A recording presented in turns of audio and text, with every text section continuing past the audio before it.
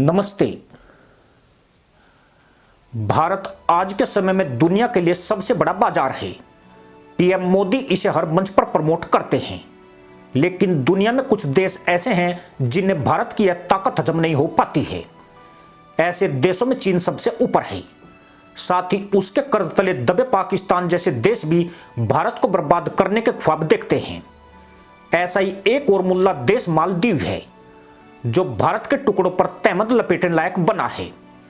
हाल ही में जब पीएम मोदी लक्षद्वीप की यात्रा पर थे और लक्षद्वीप टूरिज्म को प्रमोट कर रहे थे, तो मालदीव के कुछ मुसलमान आतंकवादियों ने उन पर टिप्पणी कर दी थी, जिसके बाद भारतीय पर्यटकों ने मालदीव का बहिष्कार कर दिया।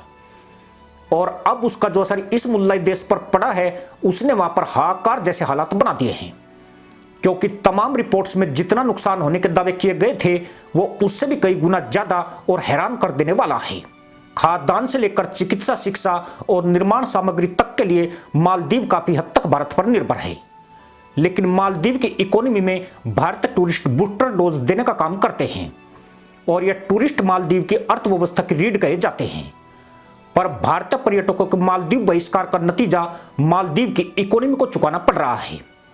मालदीव सरकार की कुल कमाई का एक बड़ा हिस्सा टूरिस्ट द्वारा किए गए खर्चों से आता है, जिसके चलते वहां न केवल हजारों लोगों को रोजगार मिलता है, बल्कि विदेशी मुद्रा भी प्राप्त होती है, जिससे मालदीव दूसरे देशों से आयात करने लायक बनता है। मालदीव पहुंचने वाले टूरिस्ट में सबसे अधिक संख्या भारतीयों की होती है। एक रिपोर्ट के मुताबिक मालदीव को पिछले 15 दिनों में 400 करोड़ रुपए का नुकसान हुआ है। अगर इसे यूएस डॉलर में गिना जाए तो यह 50 मिलियन डॉलर का बड़ा झटका है। मालदीव जैसे छोटे से देश के लिए यह भारी भरकम क्षति है। मालदीव में 180 होटल हैं, जिनके लिए भारत ही मुख्य बाजार है, लेकिन इन होटलों के अधिकांश स्वीट खाली चल रहे हैं। होटलों ने रूम का किराया 30% तक कम कर दिया है, लेकिन जब पर्याप्त संख्या में पर्यटक ही नहीं है तो कमरे कहां से बुक हो पाएंगे। माले के मुख्य बाजार जो पर्यटकों से खुशहाल रहते थे, अब वहां ग्राहकों की भीड़ खत्म हो चुकी है। रिपोर्ट के मुताबिक बीते 2 हफ्तों के दौरान ग्राहकों की संख्या में 40% तक की कमी आई है, जबकि विक्रय दर में भारी गिरावट देखी जा रही है। रेडी पटरी वालों के लिए तो हालात और भी ज्यादा गंभीर हो गए हैं। माले की सड़कों की चहल पहल और रौनक लगातार कम होती जा रही है। दरअसल मालदीव में हर महीने औसतन 17 से 18 हजार भारतीय पर्यटक जाते थे, लेकिन बीते 20 दिनों में महज 604 पर्यटक ही पहुंचे हैं। इनमें से अधिकतर वे भारतीय हैं, जिन्होंने मालदीववाद से पहले ही अपनी ट्रिप फिक्स कर ली थी। उधर मौजू की पार्टी के कुछ नेताओं के भारतीय पर्यटकों की पिटाई करने वाले बयानों ने आग में घी का काम किया है, जिससे मालदीव घूमने जाने वाले भारतीयों पर हमलों की आशंका है। इस मुल्लाई देश में भारत के खिलाफ पाकिस्तान जैसा माहौल बन रहा है, और जिहादी मुल्ला इस्लामिक आतंकवाद की पूंछ पकड़कर चीन की सवारी कर रहे हैं। ऐसे में भारतीय पर्यटकों ने थाईलैंड जैसे देशों की ओर रुख कर लिया है। यहां मुसलमान आतंकवादियों का भी खतरा नहीं है। भारत को आंख दिखाने वाले मालदीव का भयंकर नुकसान तो अगले 2-3 महीनों में नजर आएगा। उसकी इकोनॉमी भी ऐसी नहीं है कि वह ज्यादा जोखिम उठा सके। देश में अचानक से महंगाई दर 3% से ऊपर पहुंच गई है, जबकि बेरोजगारी दर जो 4.88 थी, वह 5% से ऊपर चली गई है।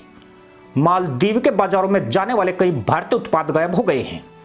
हैरानी की बात यही है कि जहां मौजू की पार्टी के नेता भारतीयों को धमकी दे रहे हैं, वहीं मालदीव सरकार ने घूमने का खर्चा अदा कर दिया है, लेकिन भारतीय वहां जाने को तैयार नहीं है। मालदीव को रोज करोड़ों का नुकसान हो रहा है। साथ ही महंगाई और बेरोजगारी में इजाफा होने से उसके हालात खस्ता हाल होने लगे हैं।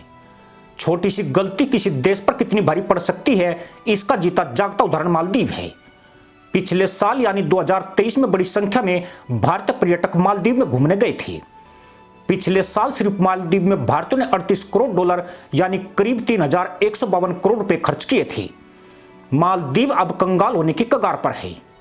भारतीयों के बॉयकॉट की वजह से वहां के 44,000 मुल्ला परिवारों के तहमद और टोपियों पर आफत आ गई है। आशंका जताई जा रही है कि निजी क्षेत्र में आई गिरावट के बाद वहां भारी संख्या में छटनी हो सकती है। खासकर होटल उद्योग गंभीर मुश्किल में आ गया है। इस उद्योग से 30,000 से ज्यादा लोग जुड़े हुए हैं, और हालातों को देखते हुए 15 से 20% कर्मचारियों की छटनी होने की संभावना है, जिसके बाद 3 से 5,000 लोग एक ही झटके में बेरोजगार हो जाएंगे। इसके अलावा दुकानों पर काम करने वाले सैकड़ों जाहिलों को भी नौकरी गंवानी पड़ सकती है। खुद मालदीव ने कहा है कि भारतीय पर्यटकों के बहिष्कार के कारण उसके 44,000 परिवारों पर संकट आ गया है। वहीं जिस चीन से मौजू ने पर्यटन में सहयोग मांगा था, वहां से भी कोई उत्साहजनक परिणाम नहीं मिले हैं। चीनी नागरिक मालदीव की बजाय थाईलैंड को ज्यादा वरीयता दे रहे हैं, जो चीन के काफी नजदीक है और वहां जाहिल भी नहीं बसते हैं। मालदीव की मौजूद सरकार के अस्तित्व के लिए यह एक खतरनाक संकेत है, क्योंकि देश में महंगाई बेरोजगारी बढ़ेगी तो इसका भयानक मंजर सड़कों पर देखने को मिलेगा। यूं भी मुल्ला कौम उत्पाती और सब्रहीन होती है। ऐसे में राष्ट्रपति मौजूद ज्यादा दिन तक उन्हें लॉलीपॉप नहीं चटा पाएंगे। खास बात यह है कि मुसलमान आतंकवादी मौजू को भारत भी बचाने नहीं जाएगा।